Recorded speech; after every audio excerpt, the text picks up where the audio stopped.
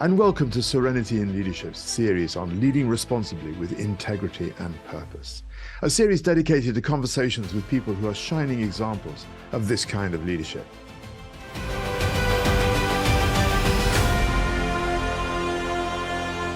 I'm Tom Dennis, the CEO of Serenity in Leadership. And today I'm delighted to welcome Ray Arata to the podcast.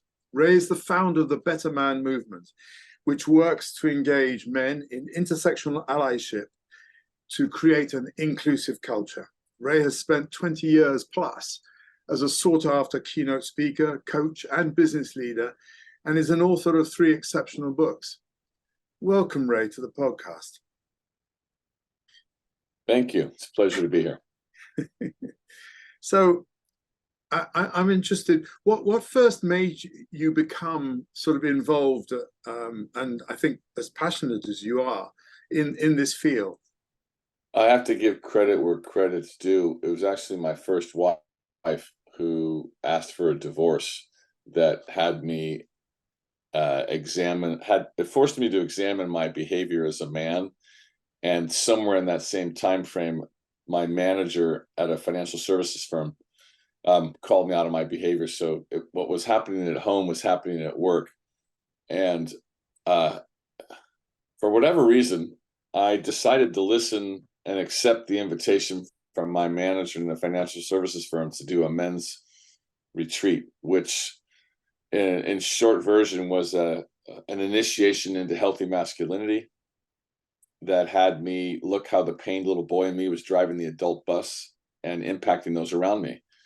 And that kind of set me out on my journey. I created a mission of service for myself, started going to men's groups, started leading men's weekends. And that's where I started cutting my teeth. And I mean, to date, I'm somewhere near 15,000 hours of working with men. But what that really had me see as I was starting to listen to men and women articulate in business similar issues, there was a real need for this type of work. I just didn't know that the men's work that I was doing had an application in diversity, equity, and inclusion. And when I met a diversity, equity, and inclusion consultant who said, Ray, you sound and look like a lot of men in corporate America.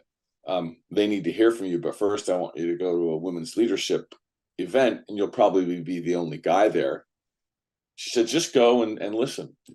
So I went, and I was the only guy there, except for one guy on stage. And that's when it hit me. All those times my mom shared growing up that her older brother got all the opportunities because he was a male. He went to college, he played sports. My mom played sports. And my wife is the oldest in an Italian family in San Francisco whose youngest brother was running the business.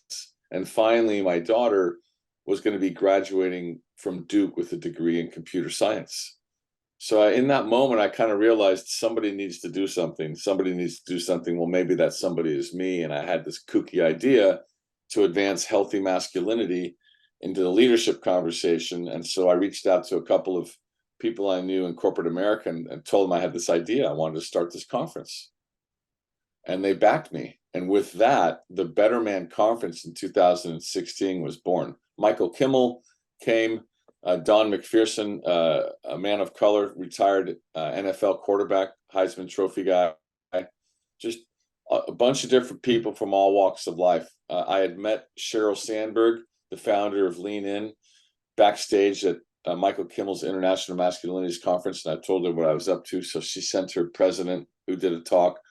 And here we are, 7 years later, 16 conferences later, and somewhere in there, right during COVID, I realized it was at the prompting of my coach, it was time to write my second book, which is Showing Up, How Men Can Become Effective Allies in the Workplace. And it's been acclaimed positively. And now I'm using it as a curriculum driver for a lot of companies. And that's the short story of how I got into this work. Yeah, thank you. What are the trends? What's happening? You know, I think my sense is that there's been really quite a backlash, and a lot of the initiatives. I mean, I talk to lots of DEI people, and so many of them are. I mean, they don't have any budget. It's like organizations say yes, we'll be good citizens and we'll have a DEI person, but we won't give them any budget. And they're normally very low down in the pecking order. I mean, is that your sense of this? And what's changing? What's causing this? So that is my sense. And what's changing? I'm changing and I'm adapting. And what I mean by that is, if you talk to any commonsensical person, the situations inside companies haven't changed. Companies still want to win the war on talent. They still want to keep their good people. And they are aware, and if not, they're being made aware that a lot of men, the majority of men, hold leadership positions. And with that said, the noise, the backlash, if you will, it's coming from not the majority, but the minority of the majority. And for whatever reason, the minority have the microphone right now. So one must learn how to tune out the noise. And so while I saw the DEI budget decimation, as I call it, while I saw it coming, I was writing blogs in the fall to leaders, anyone who's going to listen, don't abdicate, advocate. And for whatever reason, we are where we are. And so what I started doing was I started just doing an end around and seeking out talking to leaders. And if I talk to DEI folk, I said, we've got to talk to that one male leader who gets it, who's courageous enough, who knows the importance of this work. And let's get on the phone and let's talk. And so the 3 signed SOWs that I have right now are a result of that. Leaders who care, right?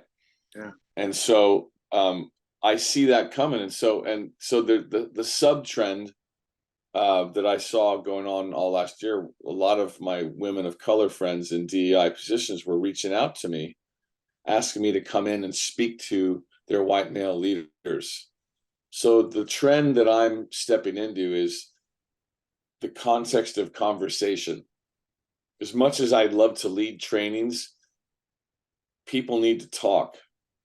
And, it's become increasingly difficult for all of us to be in conversation with each other because of the polarization. And who's missing from the conversation? Men.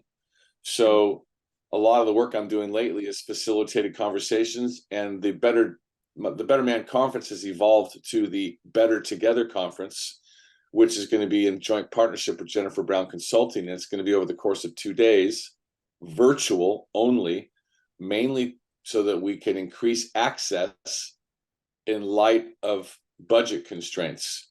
And we are going to focus on allyship on one day, leadership on another, tool development, if you will, on the first day, and roll up your sleeves and with a smaller group of folk. And I think the most expensive sponsorship level is like 25 grand. So we're really doing our part to create the arena for conversations, to bring people back together. Yeah.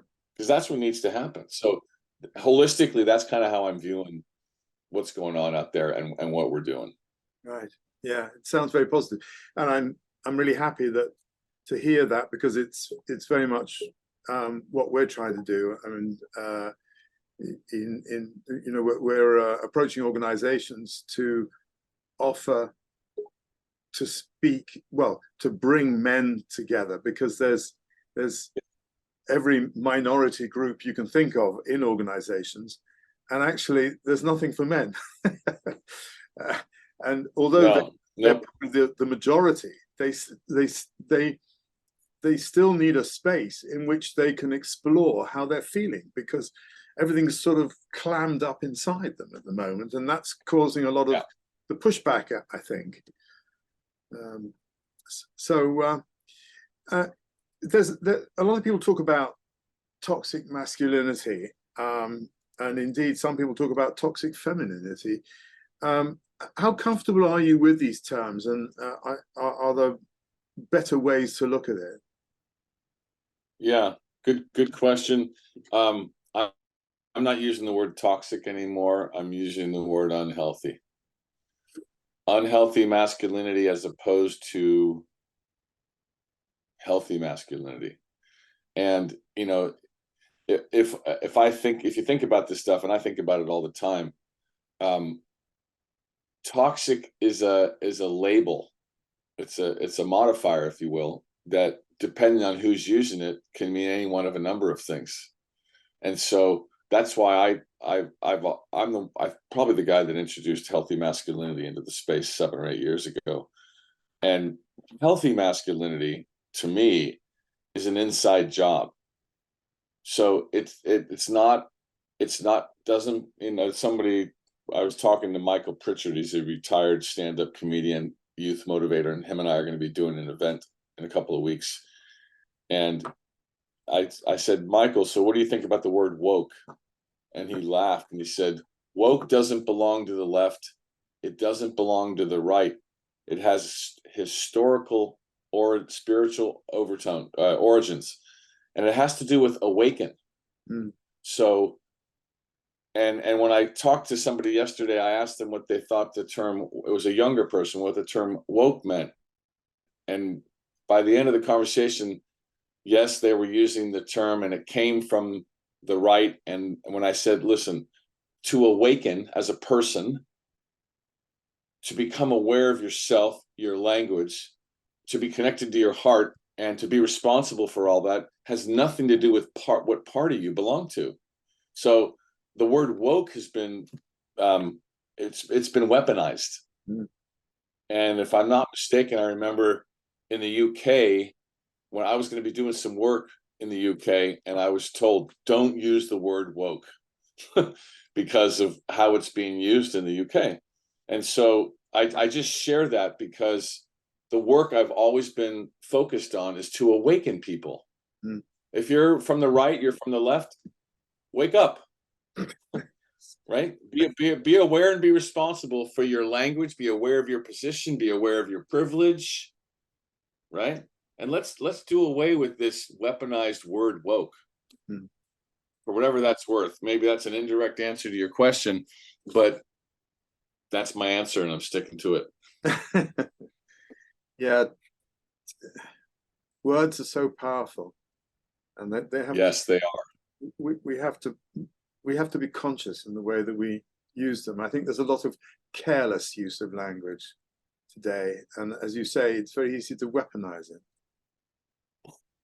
So certainly in this country, politically, it's very much favored to shame and blame people, because they think that somehow that's going to have an effect. But from your point of view, how important is it not to shame and blame men in order to get them to engage when engage in a conversation?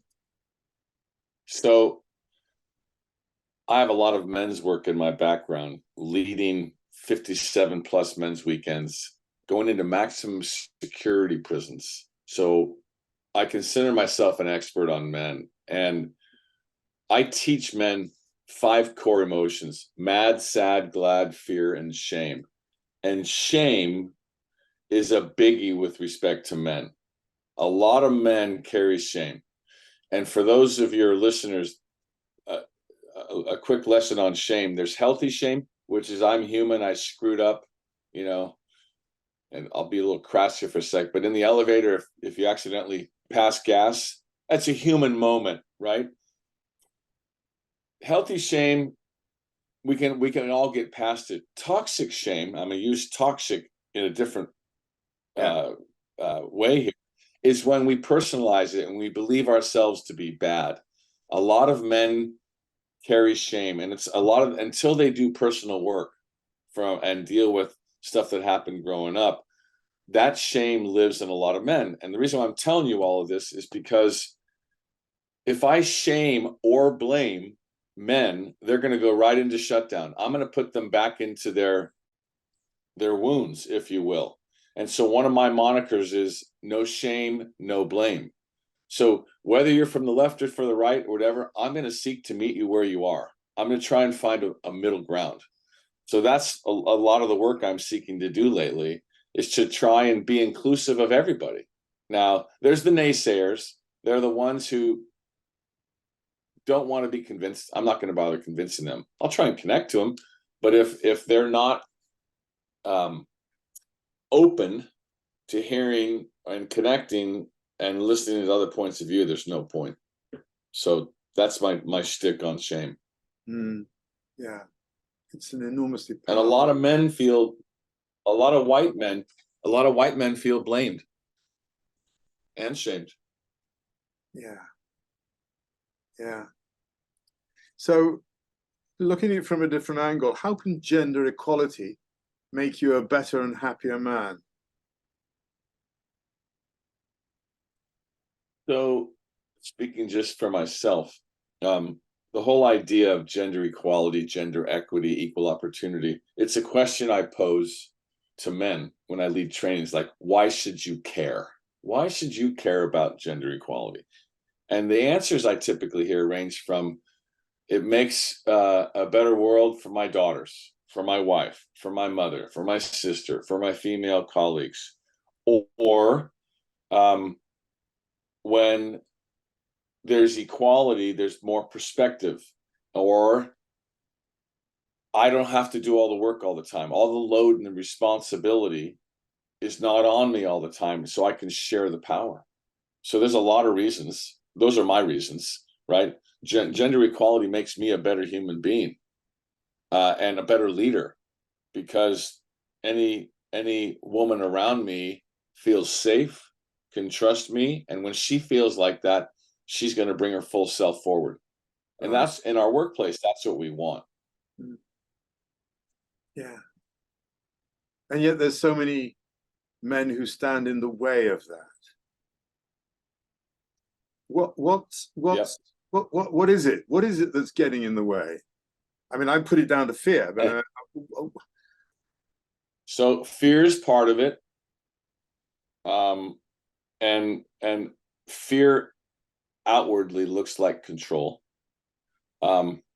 It's not understanding. It's unconsciousness. It's ego. Yeah. So how many men do you know that may have no idea what it's like to walk around in the shoes of a woman? A lot of guys. That doesn't make them bad, right? Or if they have a nice position in a company and everything's great for them, why rock the boat?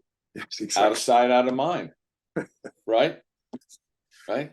Yes, so then there's the ones that are so sexist that believe that a woman has no place, this is no place for a woman. Those guys aren't going to be convinced. They're either going to self-select in or self-select out. So, it's most of the stuff that's in the way is internal. Now, at a company, you can have systemic issues that make it very, very difficult. And that a wise and courageous CEO can seek to undo. Like my friend Mike Kaufman, the former CEO of Cardinal Health, a Fortune 20 company. He went at it head on. I talk about it in my book. That's why we need courageous leaders. That's right. And the Latin derivative of courageous is core, which is from the heart. So anybody that knows me knows I'm all about the heart.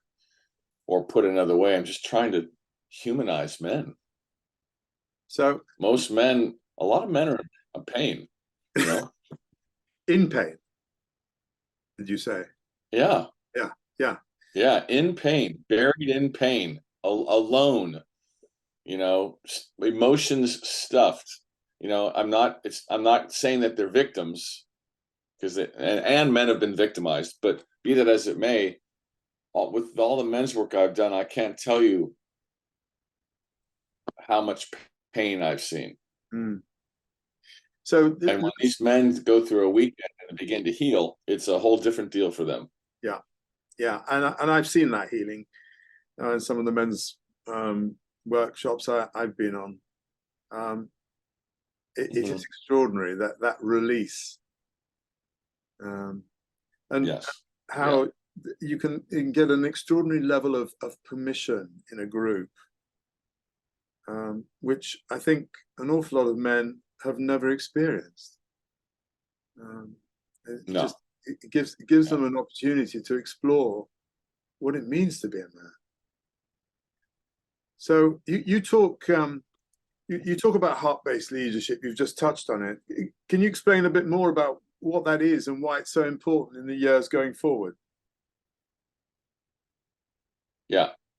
I have 6 principles that I call are the cornerstones of heart-based leadership. Emotional literacy, also known as EQ, but emotional literacy, I think, is more accurate. And what I mean by that is actually having a relationship with your emotions and understanding that your emotions reside in your body and that you can feel them, you can heal them, and that you don't stuff them and go straight to your head and stay in a protective stance. A lot of guys do that. That's the first one. The second one is vulnerability, which I believe is all about courage and showing yourself, taking a risk, emotional exposure. Third is authenticity. In the corporate world, you can be performative and people will see right through it, or you can be who you are, be the real you. Fourth is accountability. That's about taking responsibility for your words, choices, and actions and their consequences, intended or not. Fifth is inclusivity. And sixth is love. And a lot of times people ask me, so why do you have love on there? And I said, because when you see, hear, value, respect somebody for who they are, that's love. And so imagine as a leader, if you can see your people for who they are, respect them, listen to them for who they are, they'll do anything for you. Mm. And this is the secret sauce that leaders don't get taught. Men step right into the command and control trap. And that's not how you engender trust. Yeah. No. And that's not how people are going to follow you. Yeah. Well, we are very much of the same mind. I've been saying over and over that the leadership skills that have got us to where we are now are absolutely not the leadership skills that are going to take us forward, because they're the ones that have created the kind of mindsets and the entrenchment that makes things so difficult right now. Yes. So talk to me about accountability. Is accountability an ally's superpower?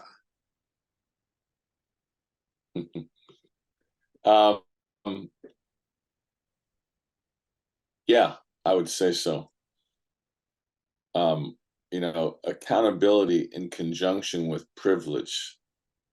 I mean, you're making me think about blogs and talks I've done in the past where I've talked about the dynamic duo of accountability and privilege.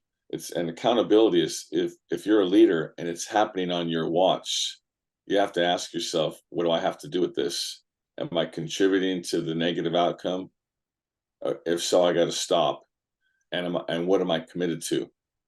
Am I committed to inclusion and equality? If so, what am I committed to do something different?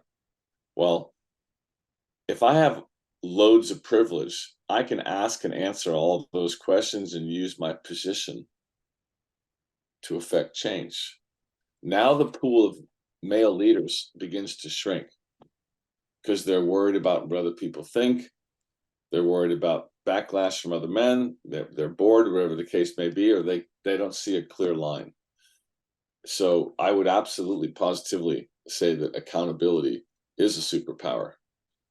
And a lot of people really don't understand accountability to the level I've learned in men's work, because what happens in real life is, with respect to accountability, is people make agreements and then they break agreements.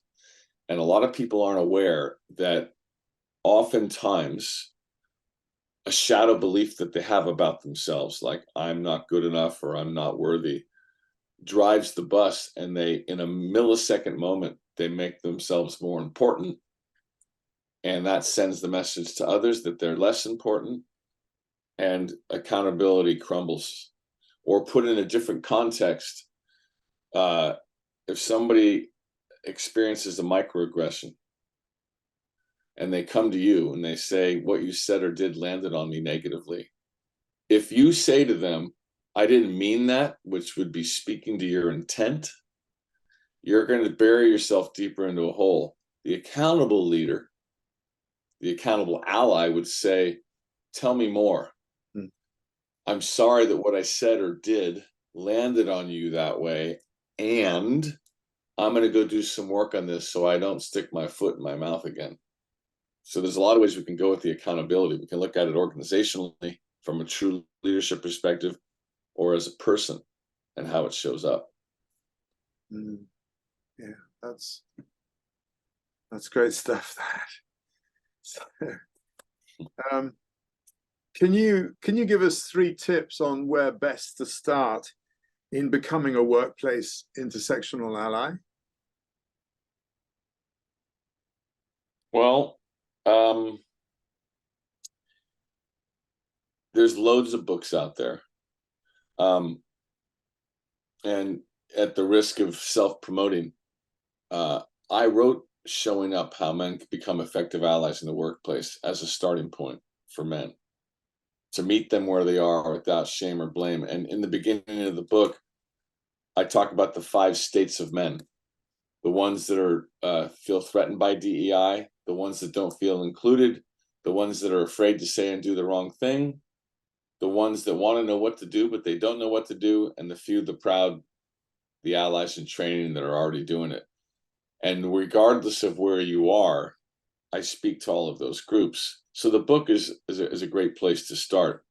You can go to bettermanconference.com and sign up for our newsletter. Check out a lot of blogs. There's a lot of stuff on there. And in the fall, we're doing a conference called Better Together with Jennifer Brown Consulting. And we meet organizations who have folks, not just men, but everybody, because this is my attempt to bring the inclusion of men into the DEI conversation. That's what needs to happen. Yeah. And so I get asked oftentimes by companies, can you do a presentation on allyship? Because we want our people to be better allies. I'm like, sure, no problem, but I need to call attention to the men. They need to be included. So good question, but that would be the place I would start. And one other book, my friend Jennifer Brown, she wrote a book called The Ally Continuum. I think that's the name of it. I'm embarrassed, I don't remember the name, but look up the most recent book by Jennifer Brown. So it's about informing yourself. Correct, and making the commitment. Yeah. You talked about vulnerability. I'm curious about that. You know, I was speaking to the CEO of a company, and you know, Brene Brown's talked a lot about vulnerability, and I think very effectively. But he said, I don't like that Brene Brown, you know, all that vulnerability stuff. And I think that's so sad. It's like, it's almost shooting the messenger. When the whole concept, I mean, I can see why it's so dissonant for people. You know, if I'm vulnerable, I'm weak. I can't afford to be weak because everybody will despise me, they won't follow me, and therefore I'll fail. I've got to put this front on that people think that I'm invincible, I'm strong. They've got to, they will follow me because they believe in me. I mean, it's all such a fantasy. How do we break that down a bit, eh?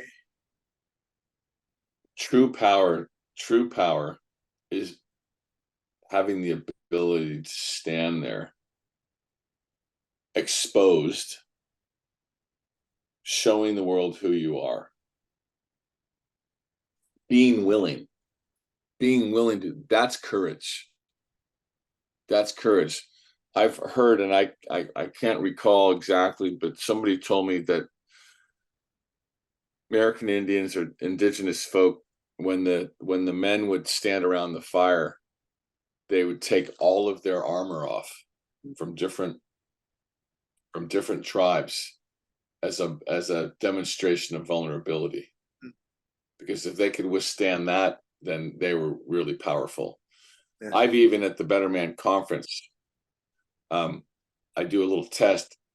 I said to the women in the room, if I let you know that I'm afraid, or I don't know the answer, or I need some help, do you because I just admitted that, do you trust me more or less?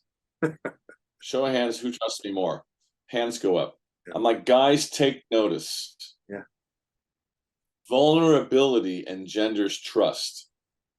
So the guys that talk like that, deeper truth, they're afraid. And they don't even know it. Yeah. Yeah. So they project outwardly an image to protect themselves, which to me sounds like a little boy in an adult body. Yeah. That's just my 2 cents. And that's one of the biggest problems. And I can see those guys a mile away. Yeah. Yeah. I really think that's one of the biggest problems. There's some politicians over here, and I, one in particular described as he's a 10-year-old boy running around in a smart suit. And someone's given him an awful lot of power, and that's why so many things have gone wrong. It's one of the contributors, certainly. Brene Brown's done some great work. I was leading a leader team meeting session up at a company in Bellevue, Washington, and I was introduced to the person that runs all of her programs, and we're gonna probably talk. So I have a lot of respect for her. She knows the Mankind Project, the organization that I did my men's work in.